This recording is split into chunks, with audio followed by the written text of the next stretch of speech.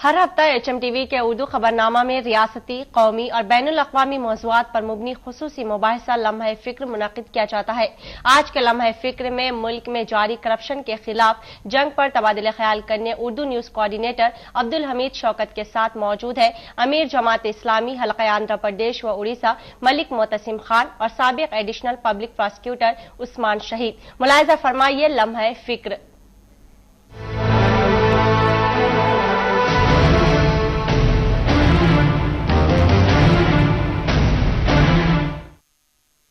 नाज़रीन, HMTV के खुसूसी programme लम्हे फ़िक्र में आपका खैर मक़दम है। इस प्रोग्राम में आज का मौजू है हिंदुस्तान और रिश्वस्तानी, और हमसे गुफ्तगू करने के लिए हमारे स्टूडियो में मौजूद है माहिर खानदान उस्मान शहीद साहब, साबिक़ा पब्लिक प्रोसिक्यूटर, और मलिक मोहसिन खान, अमीर जमात इस्लामी हल्क़े आंध्र प्रदेश व उड़ीसा। आप अहबाब का हमारे स्टूडियो में खैर मक़दम है।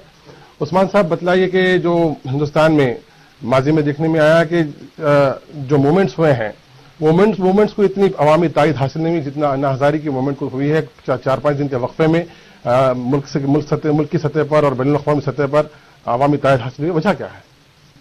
मैं इस सवाल का जवाब देने से पहले अगर आप इजाज़त दें तो HMTV और उससे जुड़े हुए तमाम अफराद की खिदमत में मुबारकबाद पेश करता हूँ कि उन्होंने वक्त की नफ्स पे हाथ रखा और एक अहम तरीन मसला इंसदाद रिश्वत सितानी पर अन्ना हज़ारे साहब की मरण बरत की रोशनी में ये प्रोग्राम पेश कर रहे हैं। आप वाकई तारीफ के काबिल हैं। दूसरी बात, मैं आपको ये बताता चलूं कि मेरा 38 साल वकालत का तजुर्बा और इस्लामी कुतुब, बिलखुसूस इस्लामी क़वानीन और इंसान के बनाए हुए क़वानीन का तक़ाबुली जायज़ा मुझे इस नतीजे पर पहुंचाया है, आप भी मुतसिम साहब क़िबला मेरे से इत्तेफाक करेंगे कि कुरान उम्मुल क़वानीन है। Quran is the mother of all loss. इंसान के बनाए हुए तमाम कवानीन का माखस या ओरिजिन या जहां से उसकी इब्तिदा हुई है वो सिर्फ कुरान शरीफ के अलावा कुछ नहीं। अगर आप रिश्वत के मसले पर गौर व फिक्र करेंगे तो आपको आयत नंबर 188 मिलेगी 188 सूरह अल बकरा की, जिसमें अल्लाह ताला फरमाता है एक दूसरे का माल हक न खाओ और ना ही रिश्वत हाकिमों तक पहुंचाओ ताकि लोगों के माल से तुम्हें कुछ हासिल हो सके। तो रिश्वत के खिलाफ सबसे पहले जो आयत नाजिल हुई मजहबी किताब में हमारे, वो कुरान शरीफ में है, जिसकी बुनियाद पर एंटी करप्शन लॉज बनाए गए।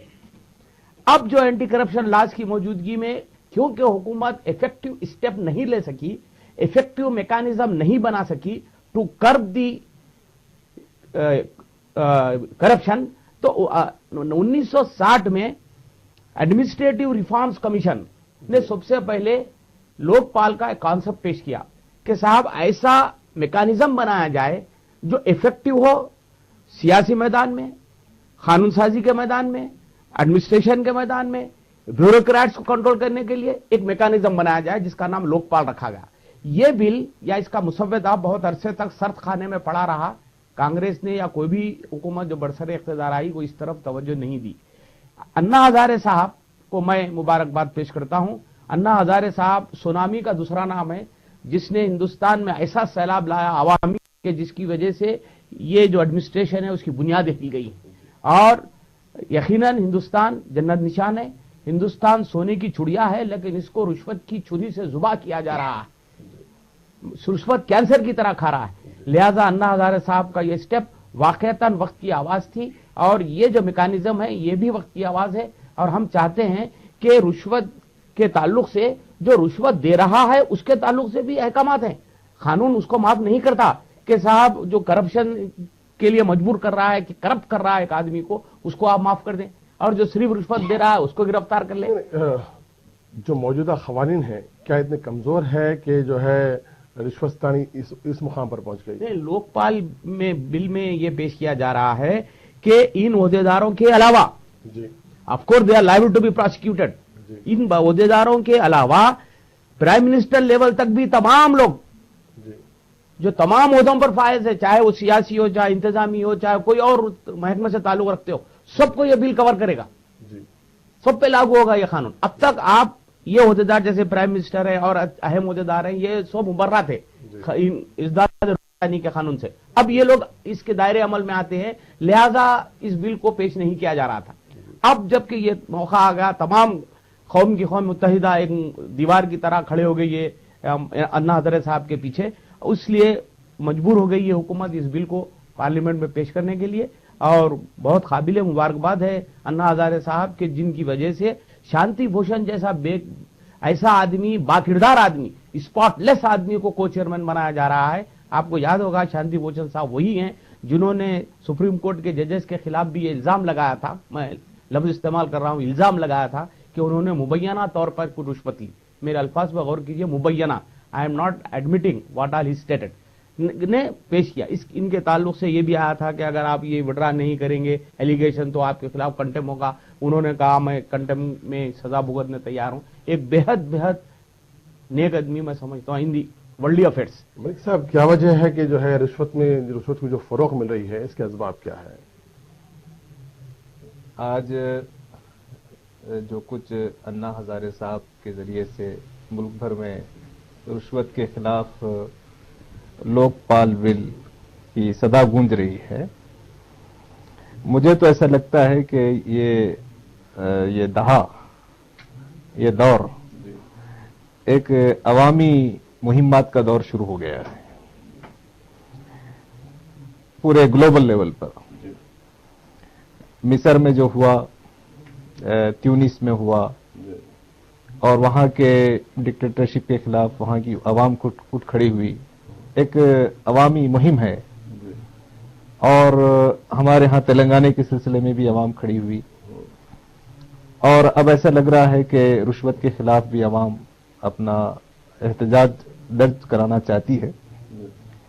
حالانکہ یہ رشوت ہمارے سماج کا بہت پرانا مسئلہ ہے، لیکن انا ہزارے صاحب نے اس موقع پر رشوت کے خلاف، اور عام رشوت کی بات نہیں ہے، یہ جو ہمارے بیوروکریٹس ہیں اور ہمارے پولیٹیشینز ہیں جو اس سماج کے خادم ہیں، اور ان کی اپنی ملکیت نہیں ہے، ان کو تو عوام کی خدمت کے لیے چنا گیا ہے، لیکن وہ ایک قسم کے اب ڈیموکریسی میں ایک ڈیموکریٹک لارڈس ہیں، ڈیموکریٹک ڈکٹیٹرز ہیں۔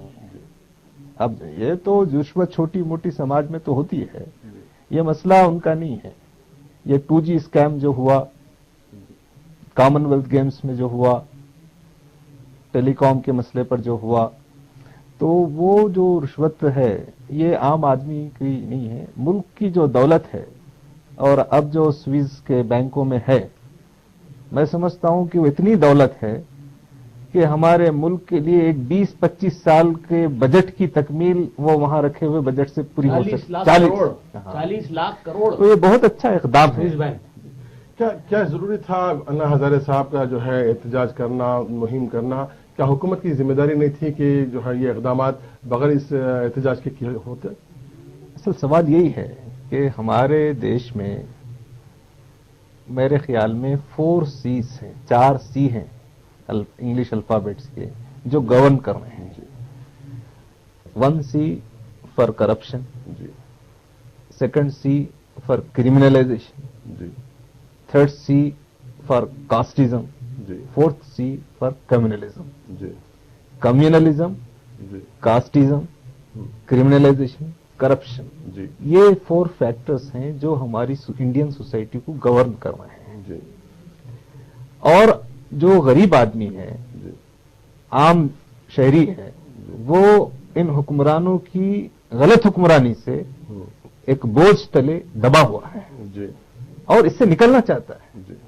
اس لیے عام آدمی جب الیکشنز آتے ہیں حصہ لیتا ہے، لیکن اس کو کوئی کانفیڈنس نہیں ہوتا ہے کہ یہ لوگ ہم کو کوئی اچھی حکمرانی دیں گے۔ ایک انتظامی ضرورت کے تحت لوگ ووٹ دے دیتے ہیں۔ تو عوام ان پولیٹیشین سے عاجز آ چکے ہیں، چاہے کسی پارٹی کے کیوں نہ ہو۔ تو انا ہزارے صاحب نے عوام کی اس موجودہ کیفیت کو بہت اچھا انہوں نے آرٹیکولیٹ کیا ہے، لوگوں کے سامنے پیش کیا ہے، اور ہم انا ہزارے صاحب کی اس مہم کی تائید کرتے ہیں۔ یہ عوام کی آواز ہے کہ ان حکمرانوں کو عوام کی دولت کو اپنی ذات کے لیے استعمال نہیں کرنا چاہیے، عوام کی دولت کو عوام کے لیے صرف ہونا چاہیے۔ اس مہم میں بھارت کی عوام کا جو کچھ اس میں حصہ داری ہے اور بڑھنی چاہیے، ان کو نکال باہر کرنا چاہیے۔ उस्मान साहब, जो है राइट टू इन्फॉर्मेशन एक्ट मरकजी हुकूमत ने राइज किया ताकि इससे जो है शफाफ हुक्मरानी हो, तो क्या इस राइट टू इन्फॉर्मेशन एक्ट से कुछ रिश्वततानी में कमी हुई है? देखिए, राइट टू इन्फॉर्मेशन एक्ट का अभी उतना इस्तेमाल नहीं हुआ जितना हम और आप उम्मीद कर रहे थे। आवाम को चाहिए कि वो इस कानून का पूरा पूरा इस्तेमाल करें। राइट टू इन्फॉर्मेशन एक्ट के तहत आप किसी भी ओहदेदार के ताल्लुक से मालूमात हासिल कर सकते हैं। उसके अलावा भी मैं आवाम को आपके चैनल के जरिए ये मशवरा देता हूं कि अगर कोई ओहदेदार रिश्वत तलब करे आपसे, तो आप उसके खिलाफ उनके मुताल्लिका ओहदेदार जो इसमें एंटी करप्शन ब्यूरो में है उसको इत्तला दें और उसके खिलाफ कार्रवाई करने पे मजबूर करें। अगर आप एक दो केसेज ऐसे एसीबी तक पहुंचा दें तो मैं समझता हूं बहुत बड़ी कमी आएगी इस रिश्वत के बाजार में और यकीनन इसका इफेक्ट पड़ेगा। मुश्किल यह है कि अब यह मरहला आ गया, अगर यह बिल पास ना होता तो रिश्वत को लीगलाइज करना पड़ता, जी, कानूनी करार देना पड़ता, क्योंकि आवाम मजबूर है, बगैर रिश्वत के काम ही नहीं निकल रहा है दफातर में। क्या हमारे मुलाजिमिन को इतनी कम तनख्वाह दी जाती है कि उनको रिश्वत पर इन्हिसार करना पड़ रहा है दूसरे दीगर ममालिक के मुकाबले में? हमारे मुलाजिमीन को मुनासिब तनख्वाह दी जा रही है। आप हैरत करेंगे, एक उर्दू स्कूल का मैंने मुआयना किया, वहां एक नाबीना टीचर साहब है जिनकी तनख्वाह 40,000 है जी, 40,000। और वो काम क्या करते हैं? वो सिर्फ बैठे रहते हैं। उनकी जगह एक लड़की काम करती है जिसकी तनख्वाह 1,000 रुपए वो देते हैं अपने जेब से, वो 39,000 घर को ले जाते हैं। देखिए, तमाम जो आपके ख्वाहिशात है उनका अगर आप उनमें कमी लाएं, उनमें कमी लाएं तो आपको आपकी आमदनी मुनासिब तौर पे आपके लिए काफी हो सकती है। मुश्किल यह है कि हमारे ख्वाहिशात इतने ज्यादा हो गए, दुनियावी ख्वाहिशात, जिसके नतीजे में हमको हमारी आमदनी बस नहीं हो रही है। हमारे बच्चों के ख्वाहिशात, हमारी बीवी के ख्वाहिशात, आप मुझसे इत्तेफाक करेंगे मुतज़्ज़िज़ साहब क़िबला कि अहले खानदान के जो ख्वाहिशात हैं वो आसमान की बुलंदियों को छू रहे हैं। तो गो के तनख्वाह इनकी जिंदगी की जरूरत के लिए तकमील करती है, इनके ख्वाहिशात इनको रिश्वततानी पर मजबूर कर रहे हैं, दुनियावी ख्वाहिशात। जी, मलिक साहब, मजहब इस्लाम में रिश्वत के बारे में बताइए मुझे। मैं इस मौके पर दो बातें रखूंगा। एक है अवाम का करप्ट होना, जी, मुलाजिमीन का करप्ट होना, और एक है हुकूमत का करप्ट होना। जी, ये दोनों में फर्क करनी चाहिए। जी, ये जो लोकपाल बिल है, जी, ये दरअसल हुक्मरानों को का जो करप्शन है उससे निजात दिलाने के लिए है। जी, जहां तक अवाम के करप्ट होने का ताल्लुक है, जी, ये इसमें जो है ये दौर में जो मेटलिस्टिक, जो मैं आपकी बात की तायद करूंगा कि मादा परस्ती, जी, अब हमारे पास हमारे जो बाजार हैं जी, वो मस्जिद बन गए जी, और दौलत रुपया खुदा बन गया है। तो हमारे बाजार में लोग इबादत, पैसे की इबादत करने के लिए आते हैं। जी, एक ऐसे दौर में हमारे मीडिया ने, जी, हमारे टीवी कल्चर ने, हमारे प्रिंट मीडिया ने और गवर्नमेंट की तमाम एजेंसीज ने लोगों को उस रुख पर डाला कि खाओ पियो मौज करो, जी, इसके लिए पैसा चाहिए, रुपया चाहिए। ये वेस्टर्न सिविलाइजेशन का पूरा इम्पैक्ट है जो हमारी सोसाइटी पर पड़ा है। जी, और वो जो बातें हैं किफायत शारी की, खिदमत खल्क की और फजूल खर्ची से बचने की, ये तो रही नहीं। दौलत चाहिए और हलाल तरीके से आए, हराम तरीके से आए, ये अवाम का करप्शन है। लेकिन ये लोकपाल बिल जिसकी बात हो रही है, इन चीजों के लिए कानून भी जरूरी है और लोगों की तरबियत भी जरूरी है।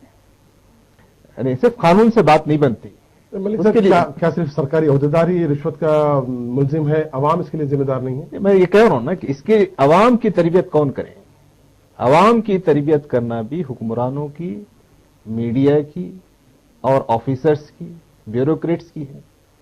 तो उनके सामने जो कल्चर है, असल जो कल्चर है, ये जो है कंज्यूमर्स, यानी एक कल्चर है जिसमें पैसा खर्च करो, एंजॉय करो, तो उसके लिए पैसा चाहिए। अभी एक साहब, अब उस्मान साहब, यहाँ पे जो है अवाम जो रिश्वत देती है, इस सिस्टम की नाकामी कहिए या सिस्टम में खामियों का नतीजा कहिए कि पैसे देने पे फौरी काम हो जाएगा, सहूलत होगी, तो सिस्टम को जो है बेहतर बनाना जरूरी है। अगर रिश्वत को रुकना है तो पहले हुकूमत उस जानिब तवज्जो करे तो बेहतर होगा। रिश्वत जब तक सिस्टम को आप बाअसर नहीं बनाएंगे, रिश्वत रुकने वाली नहीं है। अवाम की अपनी मजबूरी है, अपनी दिलचस्पी है।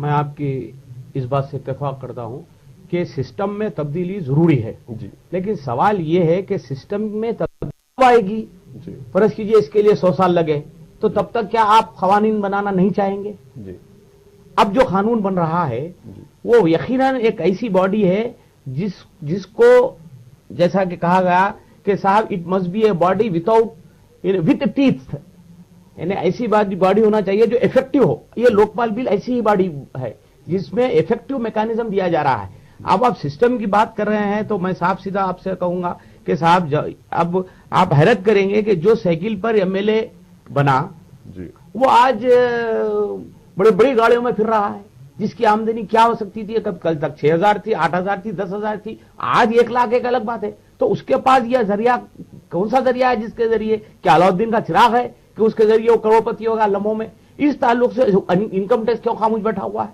इस ताल्लुक से वो लोग क्यों खामोश बैठे हुए हैं जो उसको अच्छी तरह देख रहे हैं कि साहब ये कल तक गरीब एमएलए था, साइकिल पे आता था और आज करोड़पति बन गया? इनकी खामोशी, ये सिस्टम है। इनकम टैक्स की खामोशी दावे इसलिए नहीं करना चाहते कि उसके पीछे एक पावर पार्टी है, वो पार्टी की वजह से, उसके लीडर्स के इंटरफेरेंस की वजह से ये लोग मजबूर होकर बढ़ गए। तो ये सिस्टम में आपने जैसा फरमाया कि सिस्टम में भी तब्दीली लाना जरूरी है, और वो लोग जो लॉ इन्फोर्समेंट अथॉरिटीज हैं उनका दयानतदारी से काम करना जरूरी है।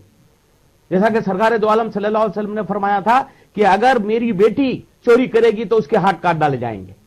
This should be the spirit. वो स्पिरिट कहां है? मलिक साहब, अक्सर जो है देखने में ये आता है कि आजकल रिश्वतस्तानी जो है एक फॉर्मल सैलरी के तौर पे बन गई है और ये खामी नहीं रही। आखिर ये गिरते हुए मियार की वजह क्या है? असल बात यही है कि अब तो यानी लोगों की तरबियत के लिए, एजुकेट करने के लिए कुछ चीजें चाहिए। आम आदमी के लिए रोल मॉडल चाहिए। जैसे पॉलिटिशियंस रोल मॉडल हो सकते हैं, या बिजनेस हाउसेस रोल मॉडल हो सकते हैं, फिल्म एक्टर्स रोल मॉडल हो सकते हैं। जी तो अब हमारे लिए, आवाम के लिए रोल मॉडल कौन है? अब हमारे लिए रोल मॉडल हमारे पॉलिटिशियंस हैं। जी तो उनको हम देखते हैं तो वो जैसे आपने बताया कि वो दौलत के कमाने और दौलत को बटोरने और दौलत को जमा करने में लगे हुए हैं। कोई आदमी खिदमत के जज्बे से नहीं है। बिल्कुल।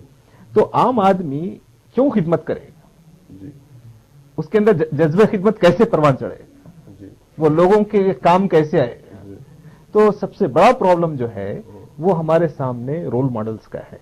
जी तो हर रोल मॉडल जिसको मैं देख रहा हूं, जी चाहे वो एजुकेशनिस्ट हो, चाहे वो पॉलिटिशियन हो, चाहे वो फिल्म एक्टर हो, वो सब दौलत कमाने में कोई भी लगे जरिए हैं। से। तो वो सब करें। तो इसमें आवाम का कोई कसूर नहीं है। जी आवाम को बहुत ज्यादा मोरिद इल्जाम नहीं करार देना चाहिए। आवाम तो आवाम है, वो अपने जो इंटेलेक्चुअल्स हैं, पॉलिटिशियंस हैं, दानिश्वर हैं और एक बिजनेस हाउसेस हैं, बिजनेसमैन हैं, वो उनको देखकर आगे चलते हैं।